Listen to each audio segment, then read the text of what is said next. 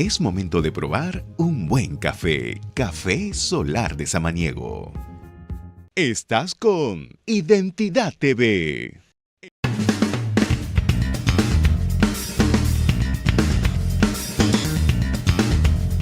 Muy buenos días, bienvenidos a Tiempo Vital desde los 91.1 FM de Radio Vital. Un servidor, Miguel Ángel Salino, los saluda como cada sábado a las 10 de la mañana. Y hoy tenemos en agenda un tema que es, bueno, varios temas, pero uno en particular que es un tema que viene golpeando y ha cogido una actualidad increíble por lo que significa el delito en sí, tipificado ya desde una ley desde el año 2013. Y para hablar del tema nos honra con su visita el doctor Alonso Peña Cabrera. Él es abogado, catedrático y además autor de varios libros que versan sobre temas penales y procedimientos penales. Doctor Peña Cabrera, un gusto inmenso tenerlo aquí, bienvenido y listos para empezar ese tema con toda su experiencia y con todos sus conocimientos. Gracias, Miguel Ángel, es un gusto acá estar en Vital y creo que la opinión pública tiene que formarse una opinión de temas que nos involucran a todos, ¿no? Así es. La modernidad, como todo, como en cada momento de la historia, si bien nos facilita la vida, pero también nos trae una serie de dificultades y una serie de eventos que en estos últimos tiempos han constituido incluso amenazas contra el propio sistema, contra la persona, contra el colectivo. Estamos hablando específicamente de la ciberdelincuencia y los delitos informáticos. Tenía revisada en días pasados cuando sugerí traerlo, invitarlo, y felizmente usted aceptó venir. Los registros estadísticos de lo que significa la ciberdelincuencia en los tiempos modernos, particularmente en Perú. Se registran cerca de 150 eventuales ataques informáticos por minuto. Y en el año, tengo anotado aquí, 2023, ya en el 2021 se registraron 12.827 denuncias, aumentando al año 2023 casi a 15.000. Es decir, ya tenemos una afectación directa, ¿no es cierto?, en nuestra vida cotidiana frente a este problema. Es decir, estamos conviviendo con un nuevo tipo de delitos. Y para los amigos que nos escuchan, se lo voy a simplificar brevemente, doctor, para entrar directamente en el tema. Cuando usted hace pagos electrónicos, pagos por internet, cuando usted recibe alguna información por internet, todo eso está afectado y todo eso está amenazado por este nuevo tipo de delito. Por supuesto que sí. A ver, yo creo que ya a fines del siglo XX el mundo trae consigo un avance imparable de la ciencia y la tecnología, ¿no? Uh-huh. Yo lo decía a veces cuando uno discute estos temas y en clases, ¿qué hubiese pasado si en tiempos de COVID hubiese sucedido hace 20 años? El mundo se hubiese paralizado totalmente. Y como usted bien lo ha dicho, Miguel Ángel, trae consigo bastantes beneficios y avances para toda la sociedad. La posibilidad de hacer los pagos online, las redes sociales ahorita los pueden estar conectando de diversos puntos del mundo, no solamente del Perú. Esto no se imaginaba tiempo atrás. Pero yo siempre lo he visto dentro de un análisis criminológico y del punto de vista jurídico, que la ciencia y la tecnología trae muchos avances y beneficios para la sociedad, pero a su vez viene un lado oscuro, es el lado negativo de aquellos que quieren aprovecharse de la misma, dentro del anonimato que genera las redes sociales, el uso finalmente de estos mecanismos informáticos, y a partir de eso cometer una serie de delitos que fueron recogiéndose de manera paulatina y progresiva en el Código Penal, de una manera muy tímida en el Código Penal del 91, con una reforma del año 2000, con 3 o 4 delitos, y ya la ley 30.096 supuso un avance importante. Del año 2013, que sí, 2013, ya tiene 10 años. Pues sí, porque ya teníamos el convenio de Estrasburgo de ciberdelincuencia. Usted sabe muy bien que el Perú está dentro de un orden jurídico internacional. Así es. Fue recién con una resolución legislativa de 2019 que ya se suscribió, hubo finalmente una adherencia formal a un tratado muy importante porque el Perú requiere cooperación. No, además de eso, no solamente la cooperación, sino que estamos hablando de un delito que no necesariamente ocurre en territorio nacional. Es decir, la irrupción dentro de su privacidad informática puede ser hecha desde cualquier lugar, y entonces se necesita una coordinación global para poder hacer frente a esta circunstancia. Sí, cuando, le comento, yo trabajé en la cooperación judicial internacional de extradiciones de la Fiscalía de la Nación Y cuando uno se involucra en temas de esta naturaleza, me di cuenta de algo muy claro, de que el tema de child grooming sexual, que es una de las manifestaciones más graves porque afecta a niños y adolescentes, que se producían desde, por ejemplo, desde Argentina, de Ecuador, de Chile, y con eso finalmente se llegaba a comunicaciones con niños, que son los sujetos pasivos, las víctimas de diversos territorios de Sudamérica. Entonces eso genera problemas de competencia y obviamente requería una colaboración muy fina entre los diversos estados, entre los órganos que se encargan de perseguir el delito, ¿no? Para poder, Sí, existe. la evidencia digital. Sí, existe algún tipo de homologación del delito en términos de pena y de sanción a nivel global para, digamos, determinado tipo de tipificación tenga la misma pena aquí, en China, en Japón, en Estados Unidos, en México. A ver, hay un proceso de lo que nosotros hemos llamado una vocación de criminalización universal. ¿A qué me refiero a ello? Que estos temas que suceden en el Perú, de lo que es el child grooming sexual, que son los fraudes informáticos, la suplantación de identidad, abuso de mecanismos dispositivos informáticos, no sucede en el Perú, sucede en todo el mundo. Así es. Entonces, si esto me afecta a mí, también te afecta a Argentina, afecta a Chile, a Uruguay, afecta a los Estados Unidos, pues tenemos que ir bajo ciertos estándares. ¿Cuál es el estándar internacional? Usted, como Estado, tiene que tipificar estos delitos. ¿Por qué? Va a venir extradiciones y va a venir la cooperación judicial internacional y ahí se requiere lo que nosotros llamamos el principio de la doble incriminación. Para que yo entregarte información a ti que tú me pides de Venezuela o me pidas, bueno, quiero no hablar mucho de Venezuela, bueno, de Argentina, Estados Unidos, se requiere que ese hecho sea delito tanto en el país requeriente como en el país requerido. Ese es el principio de doble incriminación, que es una pauta esencial y fundamental para la cooperación judicial internacional. Más allá de una eventual extradición de alguien que comprobadamente y verificadamente ha cometido un delito. Es decir, si la afectación es en territorio patrio, pero el delito ha sido el origen cometido del delito en otro lugar, en ese caso, ¿qué se hace? Es decir, ¿hay un proceso de extradición o por esta reciprocidad que existe? No, claro, lo que pasa es que se condena en el punto de origen. Acá lo más importante es dónde se afectó a la persona. ¿Dónde están las víctimas? ¿Cuáles son? Nosotros hablamos de bienes jurídicos. Si las personas y las víctimas están en el Perú, acá es donde se sumiría la competencia.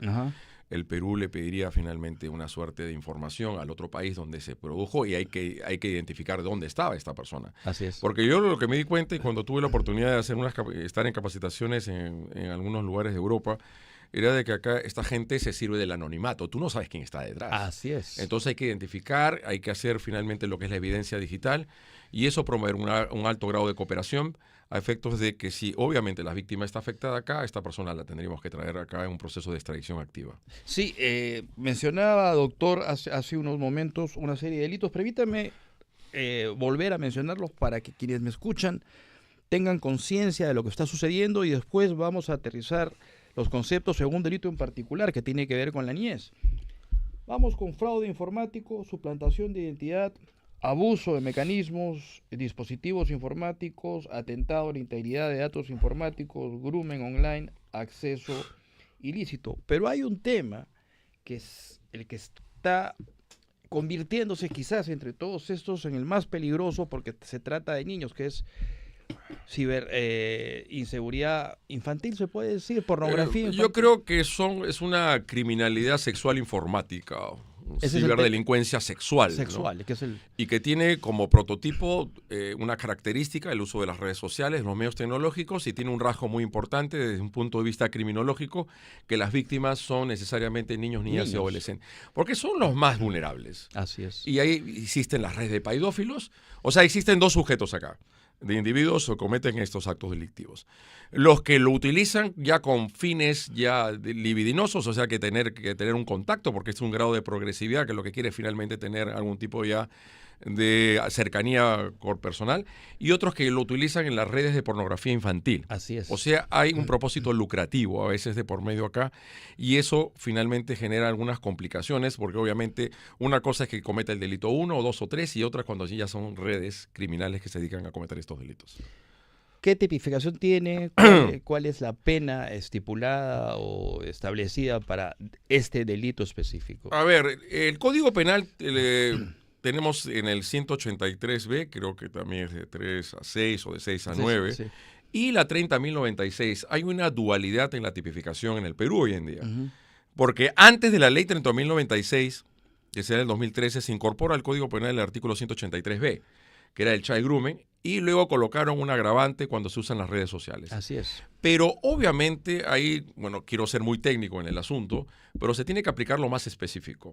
Y obviamente lo más específico en el tema de la utilización de las redes sociales y todos estos medios es el child grooming sexual, que me parece que es el artículo 5 o 6 de la ley 30.096, que tiene una pena no menor de 6 ni mayor de 9.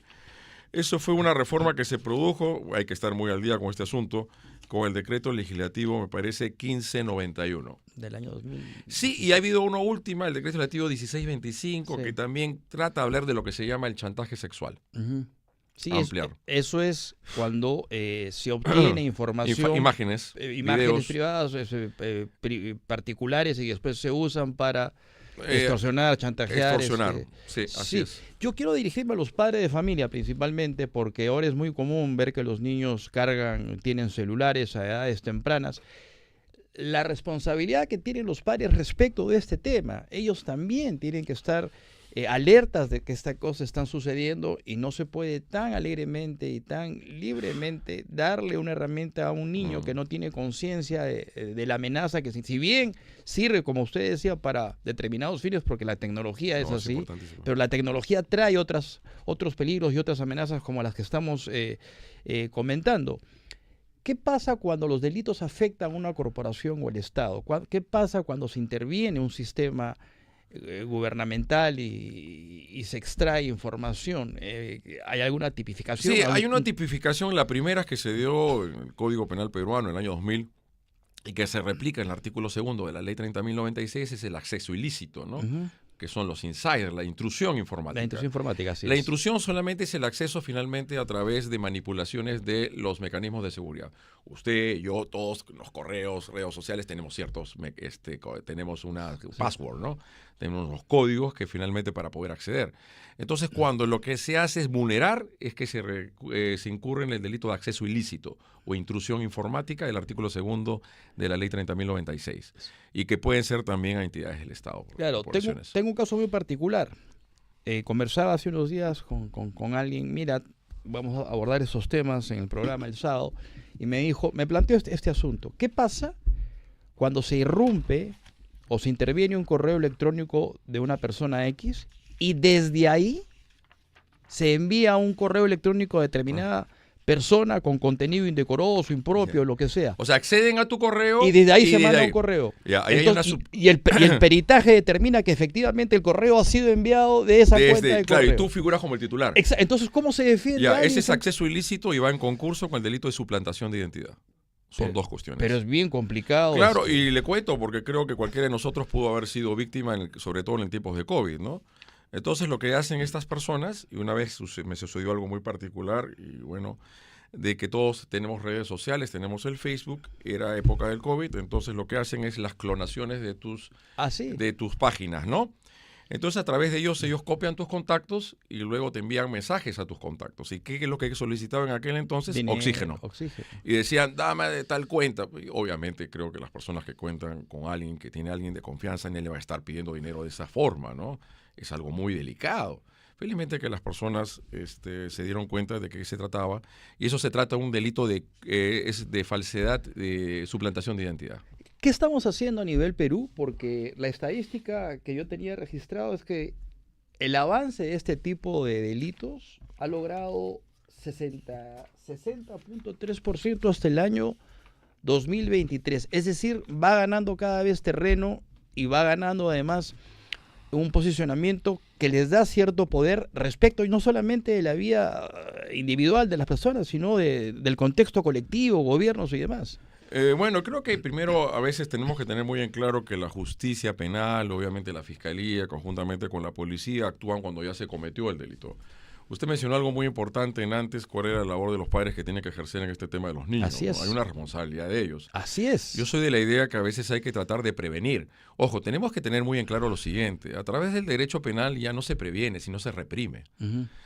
Supuestamente las penas están, oye, si tú haces esto, fíjate, estas penas son altísimas. Así es. Y obviamente si las concatenamos, lo que es la violación sexual a menores de 14 es pena de cadena perpetua. Así es. Y esto lo tenemos de años atrás y la gente no se intimida, no hay disuasión. Entonces, la verdadera prevención es un tema de educación, un tema cultural, de la forma como es. En el ámbito de la persecución penal, el Ministerio Público años atrás ya tiene las Fiscalías Especializadas de Ciberdelincuencia, en una división de alta tecnología de la policía, pero creo que todavía hay mucho por hacer. No, se debería publicitar más, además. Creo que falta un poco más de dar una suerte de muestra a la sociedad de cómo es que se está de cómo se está trabajando, ¿no? Y también de enrumbar a veces a la sociedad, porque a veces también la policía tiene buenos mensajes, ¿ah? Así es. En el tema, por ejemplo, de las extorsiones, si a usted lo amenaza, el tema del préstamo gota a gota. Así es. El uso finalmente tiene que haber un uso responsable de las redes sociales. Y cuando son niños, pues ¿quién es responsable? Son los padres. Doctor, rápido, un giro del tema. Padres de familia ya saben, ya escucharon al doctor Peña Cabrera. Esta semana hemos tenido dos actuaciones del Congreso que han generado una polémica. Primero, por un lado, el otorgamiento, restitución de la capacidad investigatoria a la Policía Nacional, y del otro lado un proyecto de ley. Ojo que el primero, que acabo de mencionar, ya tiene una primera votación a favor, sí, está pendiente de segunda votación, y el segundo es la aparición de un proyecto de ley promovido por el señor congresista Valdemar Cerrón, en que quiere crear una comisión ordinaria para fiscalizar jueces y fiscales. Vamos con el primer tema.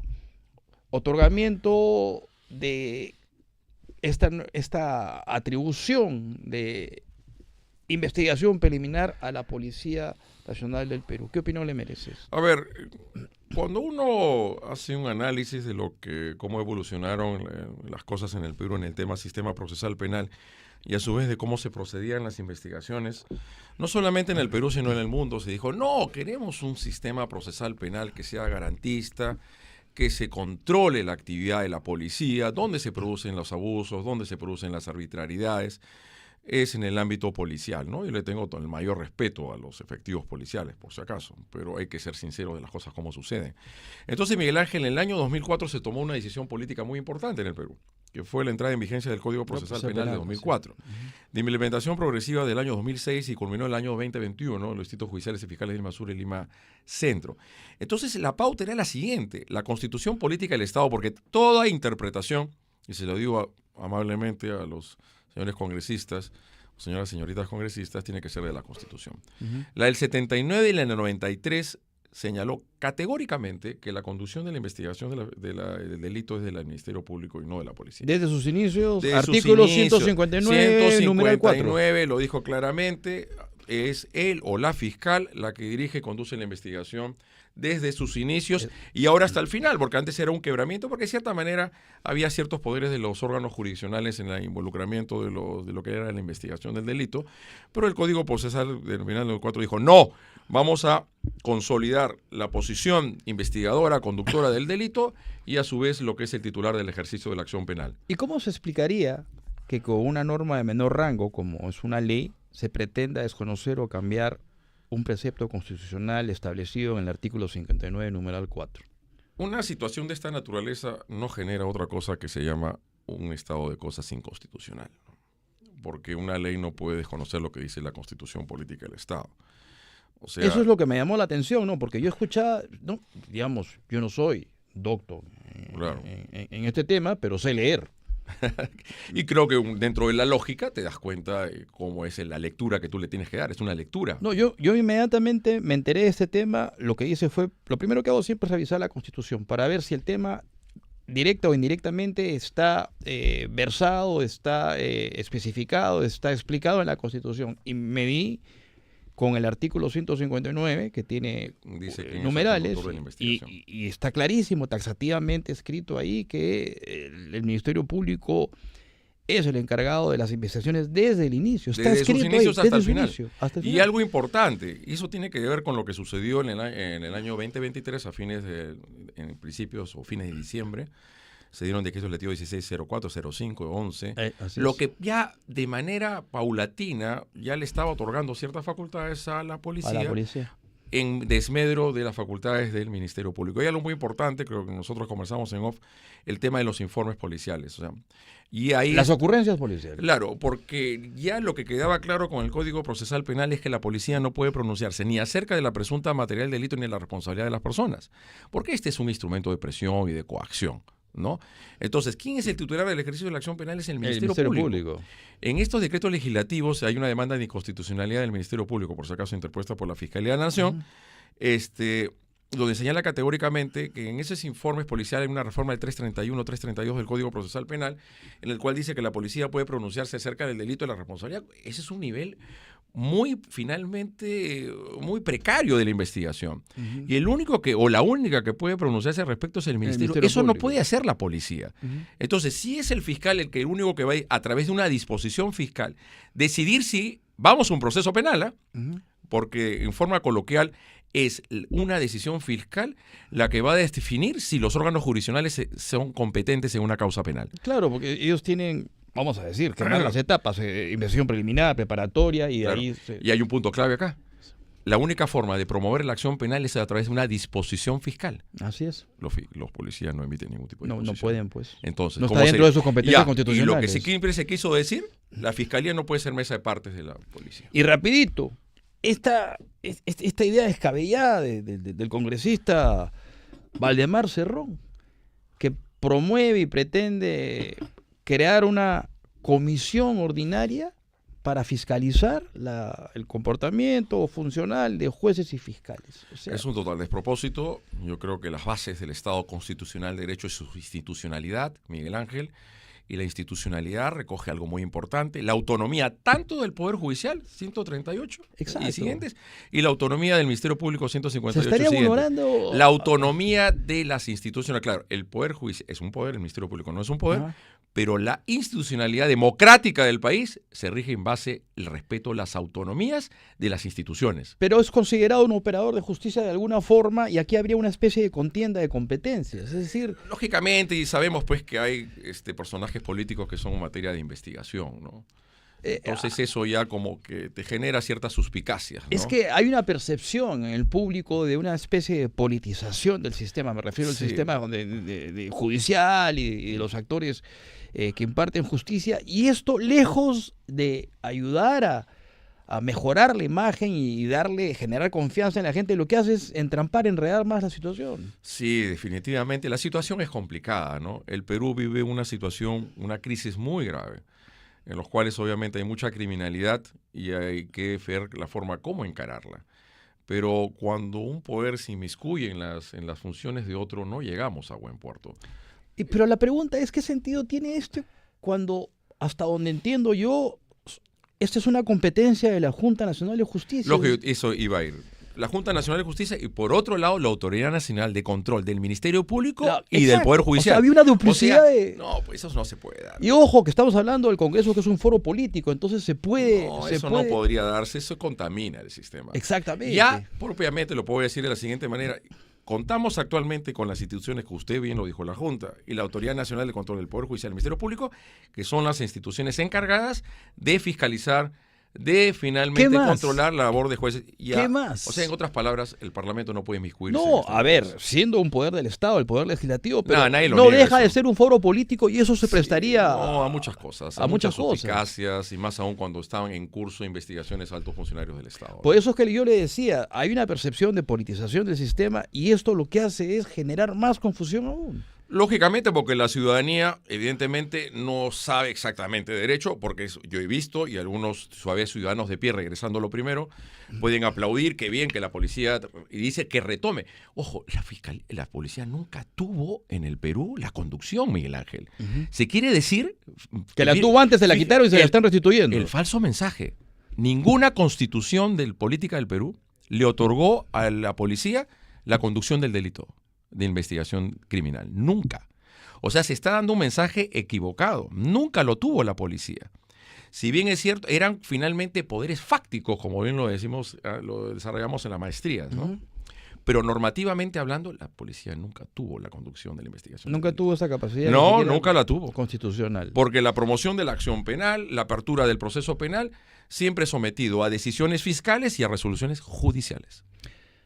Don Alonso, doctor Alonso Peña Cabrera, se nos fue el bloque. Bueno, podemos nos quedó corto. ¿Lo puedo comprometer para una próxima oportunidad? Y creo que solamente quiero dejar como mensaje algo muy importante de los temas que hemos desarrollado. esa responsabilidad social, institucional, en tema de la ciberdelincuencia, que está arreciando bastante, que está avanzando mucho, de manera imparable, los fraudes informáticos y este ámbito muy sensible del child grooming sexual. Y los otros puntos últimos que hemos mencionado, hay que defender el Estado constitucional de derecho. Y la única forma de defender la institucional del Estado democrático de derecho es defender la posición de la conducción de la investigación del Ministerio Público, y esto es a favor no solo del Ministerio Público, sino de la ciudadanía. Y hay dos sendos comunicados sobre estos dos temas publicados ayer en las redes, en las plataformas del Ministerio Público. Sí, claro, hay una posición muy firme de la Fiscalía de la Nación de estar totalmente en contra de estos proyectos. Así es. Totalmente, a lo cual yo me sumo, evidentemente. Doctor, don Alonso, vamos a como usted así. guste. Gracias por haber venido el día de hoy. Ha sido enriquecedor, por supuesto. Padre de familia, volvemos a lo mismo. Doctor Piña Cabrera ha sido bien claro, y yo personalmente, a título personal, les sugiero que estén pendientes de estos artefactos que se llaman celulares. Cuando se los dejan en manos de los niños, están expuestos a peligros como los que hemos conversado el día de hoy. Muchas gracias, doctor. De nada, un gusto, Miguel Ángel. El gusto ha sido mío. Hasta la próxima. Hasta la próxima. Una pausa y volvemos en Tiempo Vital.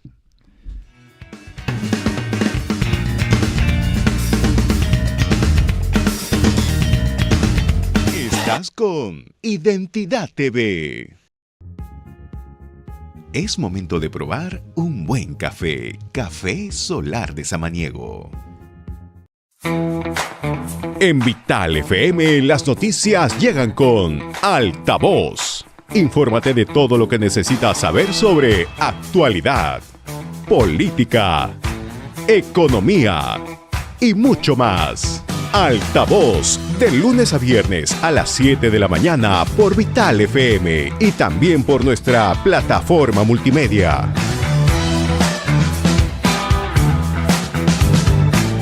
Estás con Identidad TV. Es momento de probar un buen café. Café Solar de Samaniego.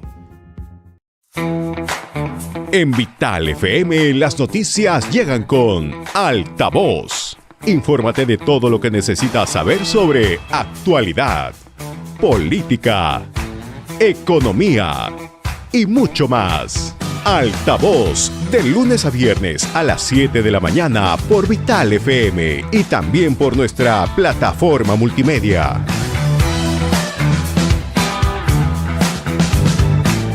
Estás con Identidad TV. Es momento de probar un buen café. Café Solar de Samaniego. En Vital FM, las noticias llegan con Altavoz. Infórmate de todo lo que necesitas saber sobre actualidad, política, economía y mucho más. Altavoz, de lunes a viernes a las 7 de la mañana por Vital FM y también por nuestra plataforma multimedia.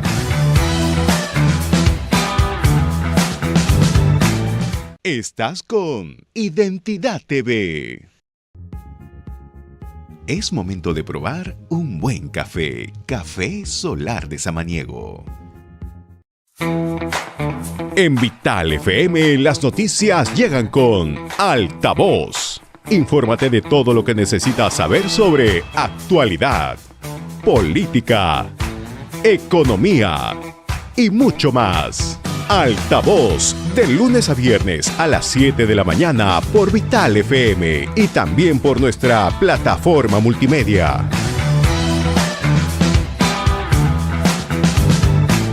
Estás con Identidad TV. Es momento de probar un buen café. Café Solar de Samaniego. En Vital FM, las noticias llegan con Altavoz. Infórmate de todo lo que necesitas saber sobre actualidad, política, economía y mucho más. Altavoz, de lunes a viernes a las 7 de la mañana por Vital FM y también por nuestra plataforma multimedia.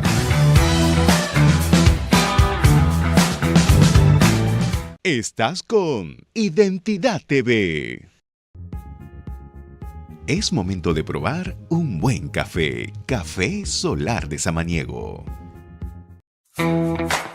En Vital FM las noticias llegan con Altavoz. Infórmate de todo lo que necesitas saber sobre actualidad, política, economía y mucho más. Altavoz, de lunes a viernes a las 7 de la mañana por Vital FM y también por nuestra plataforma multimedia.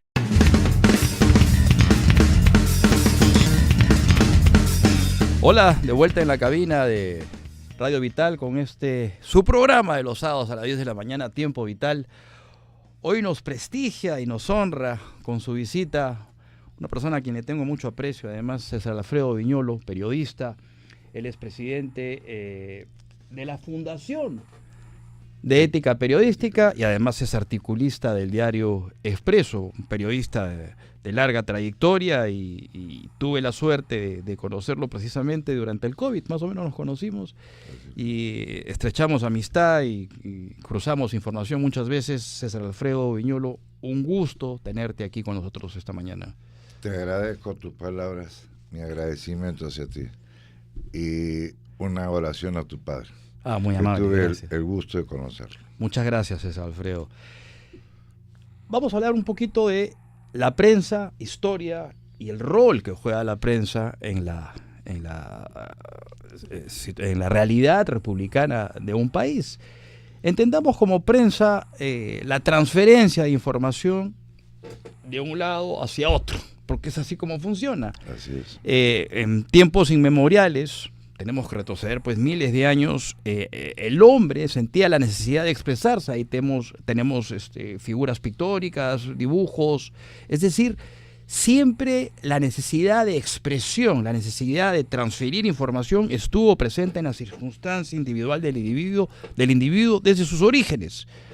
Tenemos después circunstancias como, por ejemplo, ya la escritura, los papiros y demás cosas, pero que estaban reservadas a una élite, no al pueblo, no a la población, porque era un instrumento además de gobierno, porque así se usó durante mucho tiempo, hasta la aparición de la prensa de Gutenberg, la imprenta en 1440, donde ya no había ese contacto tan personal que tenía el informante con la gente. ¿Te acuerdas cuando la gente se paraba en las plazas y las plazuelas o en los pueblos y le informaba a la opinión pública, reunidos ahí determinado día de la semana? Bueno, eso se terminó o se hizo menos frecuente porque ya la aparición de la imprenta cambió, revolucionó la forma de transferir información, porque ya se hacía de manera masiva y a través de una impresión, valga la redundancia, que se distribuía a la gente. Partamos de 1440, la aparición de la prensa, hacia adelante. La prensa jugaba un rol importantísimo a nivel colectivo, pero principalmente a nivel gobierno. ¿Cómo ves tú este desarrollo de la prensa y la incidencia a partir de esto que acabo de mencionar con nuestra realidad nacional? La prensa es el primer poder de los pueblos libres. El cuarto poder, dice. Mal interpretado como el cuarto poder del Estado. El arquitecto Belaunde dio la ley para que el periodismo o el periodista exista la profesión de periodista. Y posteriormente, en 1980, se creó el Colegio de Periodistas. Colegio de Periodistas. Tú recordarás, los periódicos de antaño tenían sección política, judicial, policial, de actualidad y una serie de informaciones. Ahora se ha trastocado todo eso porque los periodistas parece que han perdido su esencia, o hay gente que funge de periodista sin ser periodista.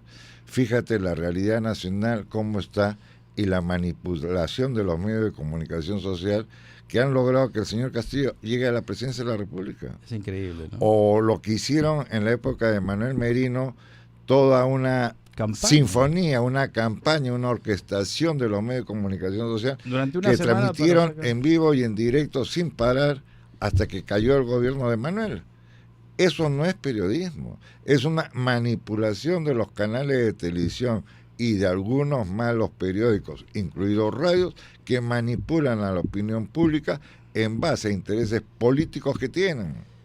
Lo que tú me estás tratando de decir es que, bueno, y además es evidente por lo que tú has señalado, que es innegable, la prensa ha llegado a un punto de politización que tiene una incidencia directa en la percepción colectiva del gobierno o de la situación del momento. Hay una prensa que está de la mano con el gobierno de turno para buscar ciertos beneficios en cuanto a la publicidad. Eso es inmoral, eso no se puede hacer. La noticia no tiene equivalencia económica, la noticia vale porque sí.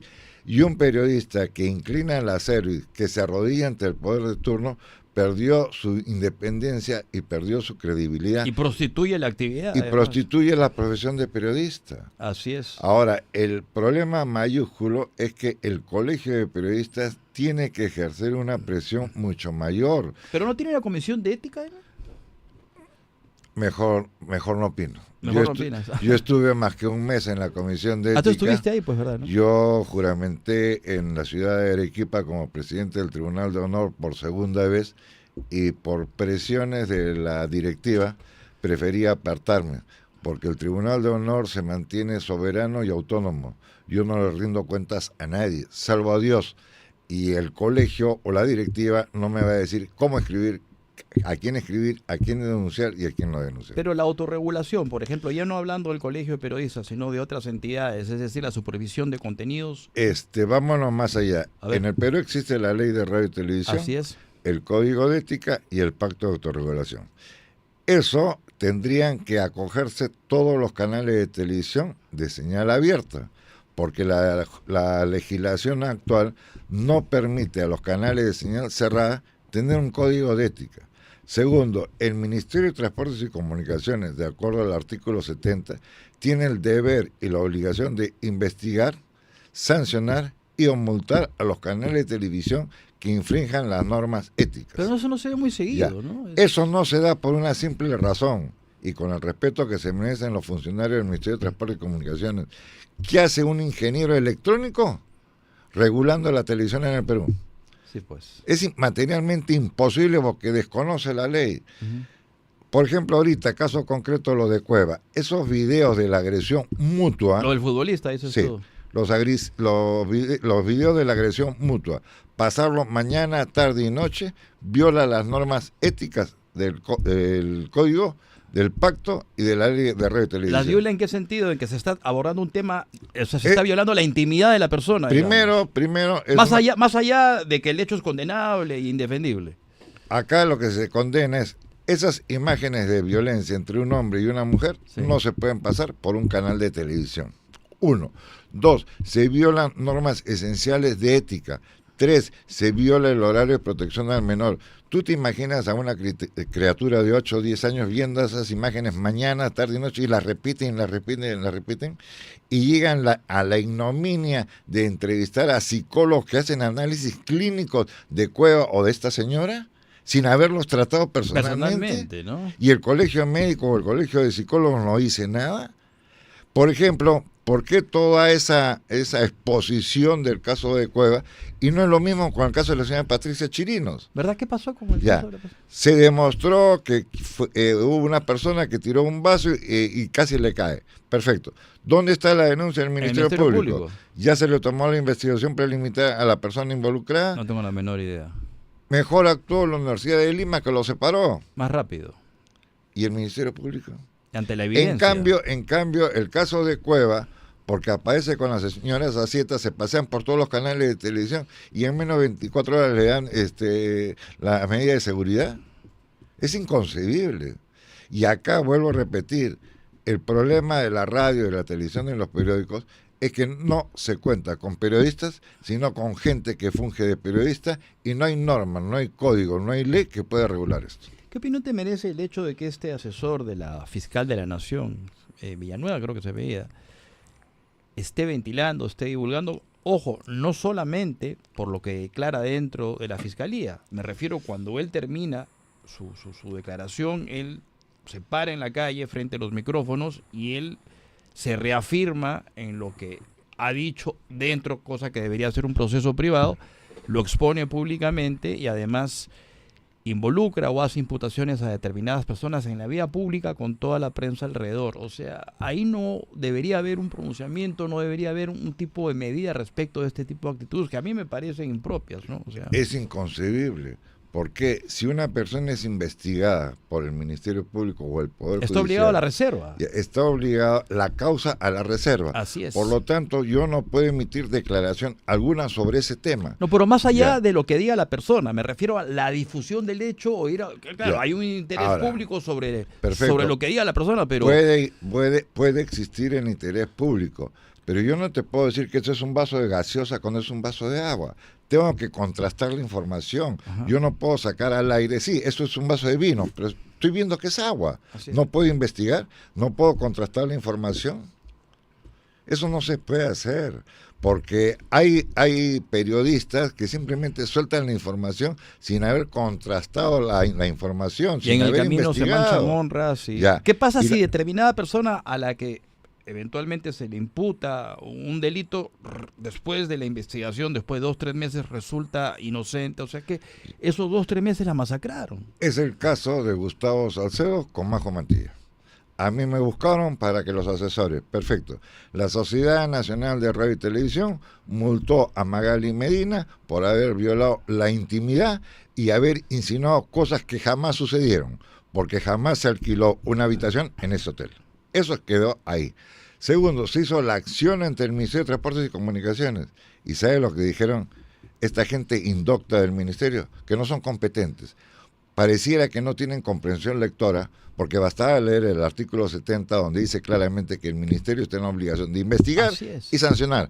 Pero ¿sabes por qué no lo hacen? Porque la viceministra fue investigada por Willax porque había contratado a su padre. No, el ministerio no puede sancionar, pero sí puede denunciar, cuidado. No, el Ministerio sí puede sancionar. ¿El Ministerio Público? Multar.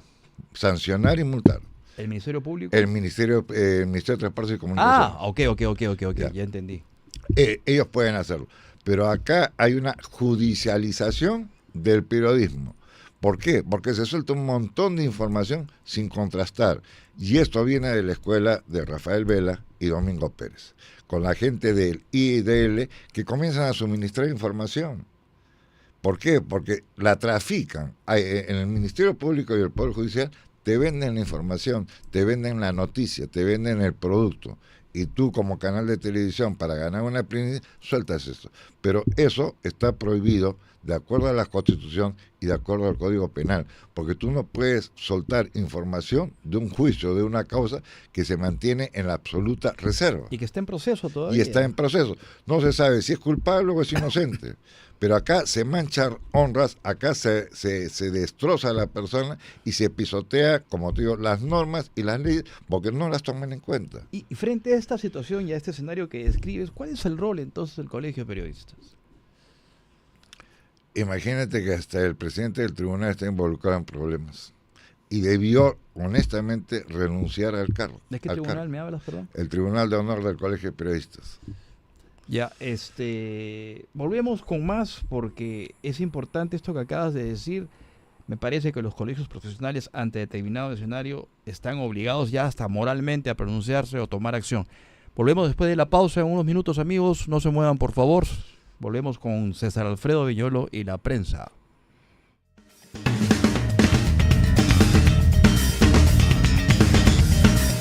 Estás con Identidad TV. Es momento de probar un buen café. Café Solar de Samaniego. En Vital FM las noticias llegan con Altavoz. Infórmate de todo lo que necesitas saber sobre actualidad, política, economía y mucho más. Altavoz, de lunes a viernes a las 7 de la mañana por Vital FM y también por nuestra plataforma multimedia.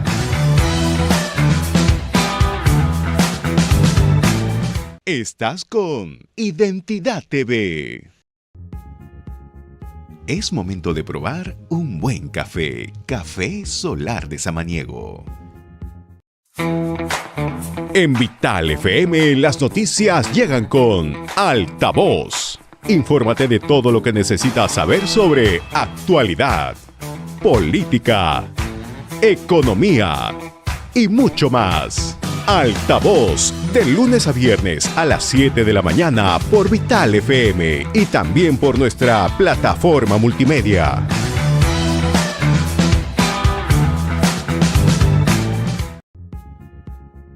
Es momento de probar un buen café. Café Solar de Samaniego.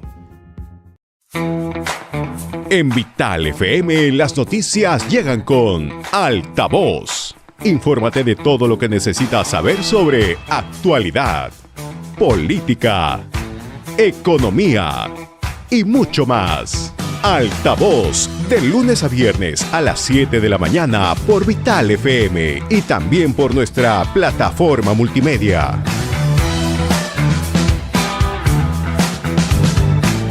Estás con Identidad TV. Es momento de probar un buen café. Café Solar de Samaniego. En Vital FM las noticias llegan con Altavoz. Infórmate de todo lo que necesitas saber sobre actualidad, política, economía. Hola amigos, de regreso a la cabina en Tiempo Vital con César Alfredo Viñolo y hablando de la prensa. Habíamos dicho antes del corte que seguiríamos hablando. César, prensa en Palacio de Gobierno, prensa en el Congreso de la República. El Palacio de Gobierno tiene un vocero, nunca había visto una cosa así, y la prensa del Congreso, que en algunos casos tengo que leer hasta 2 veces los comunicados para entenderlos bien. ¿Qué está pasando con la calidad, el nivel de prensa asociada a los poderes del Estado? En el caso concreto del Poder Ejecutivo, nombraron a un portavoz que constitucionalmente viola la Constitución, ya que después del presidente de la República viene el presidente del Consejo de Ministros, Que es por que la es Constitución, el portavoz o vocero oficial de gobierno, Palacio de Gobierno. del gobierno. Y poner a este señor ahí, eso por un lado. Segundo, la Oficina de Comunicaciones, la Secretaría de Comunicación Social de Palacio de Gobierno, están perdidos, porque una cosa es soltar información fidedigna y otra cosa es convertirse, como ha hecho Radio Nacional, El Peruano y Canal 7, en portavoces del gobierno, que ni siquiera analizan las preguntas, lo único que hacen es filmar y transmitir. Eso no es lo correcto. Y en el caso de la estrategia comunicacional de Palacio de Gobierno, deja mucho que desear. Hay momentos en que debe salir la presidenta y hay momentos en que no debe salir la presidenta. Fíjate lo que acaba de pasar con lo del gato ronrón, que una presidenta de la República la manoseen de esa manera, y no le estoy defendiendo. Pero ella se expone también. Ya, Pues, ¿no? pero ¿por qué se expone? Porque nadie tiene la suficiente empatía de decirle esto está bien o esto está mal. O haga esto o no haga esto o haga lo otro. O cuando viajó fuera del país, viajó con buzo. Así puede salir una presidenta de la República. Por eso te repito, la Oficina de Estrategia Comunicacional de Palacio de Gobierno deja mucho que Pero desear. hay una oficina de protocolo ahí. Hay una oficina de protocolo, prensa e imagen institucional que debería de manejar esto.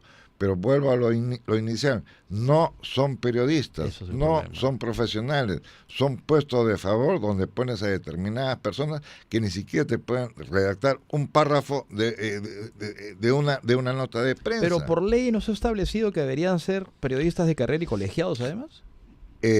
Si el Colegio de Periodistas del Perú hiciera respetar la ley, más del 50% de periodistas, entre comillas, que trabajan en la administración pública tendrían que dejar los cargos. Y en el caso del Congreso de la República viene algo que no sucedía antes. Yo he sido asesor de prensa de la Cámara de Senadores y director general de prensa del Congreso. Al menos yo tenía la decencia, cada 28 de julio, presentar mi carta de renuncia. Ahora, ¿qué cosa hacen? Cada 28 de julio coquetean con el nuevo presidente del Congreso Para que le extiendan... el trabajo. Y simplemente se convierten en amanuenses, en felipillos de lo que diga el presidente del Congreso. ¿Cuántas conferencias de prensa dio Alejandro Soto? Ninguna. ¿Y para qué había un jefe de prensa? ¿Para qué había un director de prensa? ¿Para quedarse callado? No, pues. Y fíjate la calidad de la información que publican en la página web. Es increíble. La cantidad de errores ortográficos. La calidad es pésima. Y la calidad Justo es lo pésima. comentaba hace un momento. Ya. Pésima. En la época que yo estaba, éramos 30 personas. Había máquina de escribir y Macintosh. Ahora hay más de 100 personas. Y fíjate todo lo que hay en tecnología. Computadoras que tienen además programas con correctores y ni así. Y antes existían 60 senadores, 180 diputados y había en total 1.100 empleados. Ahora la cantidad de congresistas es mucho menor y hay casi 5.000 empleados en el Congreso de la República. Increíble, ¿no? Congreso de la República, tema político. Te acabas de inscribir no hace mucho, en julio. Apareces ya inscrito como miembro de las filas de Renovación Popular. ¿Piensas, aspiras a un cargo de elección popular? Mi voluntad, mi deseo, mi intención, y si Dios me lo permite, es poder postular ya sea como diputado o como senador. Pero tú tienes orígenes axiopopulistas. Tengo orígenes axiopopulistas. Es más, creo que tu ADN es axiopopulista. Mi padre fue muy amigo de don Fernando Belaúnde de Terry y de Matilde Pérez Palacio, fundadora de Acción Popular y de la Escuela de Periodismo de la Universidad Católica. ¿Y qué pasó? Inclusive la doctora Matilde fue madrina de matrimonio. El problema de Acción Popular, que Acción Popular era uno en la época de don Fernando Belaúnde Terry, o de los Aldo Orlandini, o de Sandro Mariátegui, o de Gastón Acurio. Pero fíjate en lo que se ha convertido ahora en Acción Popular, gracias a Mesías Guevara, Lescano y todos los demás. Han manoseado el partido y la cantidad de niños que han tenido que pasar por la Comisión de Ética que los ha blindado. Ahorita Acción Popular deja mucho que desear a la Acción Popular de la época del arquitecto Belaúnde. Si don Fernando estuviese vivo, ya se hubiese muerto, porque es una vergüenza. ¿Sientes que no tienes espacio actualmente tú en Acción Popular? No, en Acción Popular. Y es por eso tu decisión de inscribirte. La decisión de inscribirme en Renovación Popular. ¿Qué tipo de principios, digamos, abrazas tú o de filosofía de Renovación Popular que te hizo decidirte por Renovación Popular y no por ningún otro partido? Porque hay que tener una ideología política, hay que tener una moral política, hay que tener una dignidad política. Tú no puedes coquetear con un partido, con otro partido, porque es como en la religión o es como la mujer, no se puede estar cambiando de mujer cada rato. Entonces, eso es inmoral. Mi voluntad, como te digo, si Dios me lo permite, es llegar al Congreso de la República, porque creo que tengo la capacidad profesional suficiente para ejercer ese cargo. Y años de experiencia, además. Apenas 44 años. 44 años. Antes de que se nos acabe el bloque, escuchándote hablar de Renovación Popular, tú lo que nos estás diciendo entre líneas es que tú apuestas por un partido con doctrina. Así es. ¿Encuentras algún otro partido dentro de las ofertas políticas existentes, partidos con doctrina propia, que merezcan comentarse o rescatarse? Habría que decir no partidos, sino organizaciones políticas. Organizaciones políticas. Ahora, fíjate, por ejemplo, lo de Alianza para el Progreso. No. ¿Puede uno coquetear con los diferentes gobiernos de turno? Uno, después de haber sido presidente del Congreso, como fue el señor Iberico, trabajar en la parte administrativa del Congreso y posteriormente ser nombrado como embajador en Italia y posteriormente en España. Eso demuestra pues la calidad moral, la calidad profesional de cada uno. Eso no se puede dar. No se puede dar. No te preguntaba si tú considerabas que había algún otro partido con doctrina propia. Desgraciadamente no lo hay. ¿Partido Aprista peruano? Salvo el Partido Aprista, que hay una tremenda bronca entre Mauricio Mulder, Jorge Castillo y la nueva camada, ¿no? Pero hay que respetar también la experiencia. Esa es la percepción que tienes tú del Partido Aprista. Así es, así es. César, se nos fue el bloque, nos quedó chico también. Quedó chico el tiempo. Es que hoy día ha sido un día de bloques pequeños, no, largos, pero con contenido enriquecedor y una dinámica impresionante. Pero te comprometo igual que mi invitado anterior a una próxima oportunidad para seguir hablando del tema, y quiero agradecerte tu presencia el día de hoy. Mi agradecimiento hacia ti, querido Miguel. Y suerte en tus aspiraciones políticas, ojalá que te vaya bien. Yo creo que al país le hace falta gente como tú, créeme, te lo digo de corazón, te conozco personalmente y puedo dar fe de la bonomía que te caracteriza y la calidad de persona y profesional que eres. Te agradezco por tus palabras. Amigos, con nosotros, con Tiempo Vital, será hasta el próximo sábado a las 10 de la mañana. Un abrazo y con el favor de Dios, y si ustedes quieren, nos veo entonces. Gracias, nos vemos. Buen fin de semana. Chao.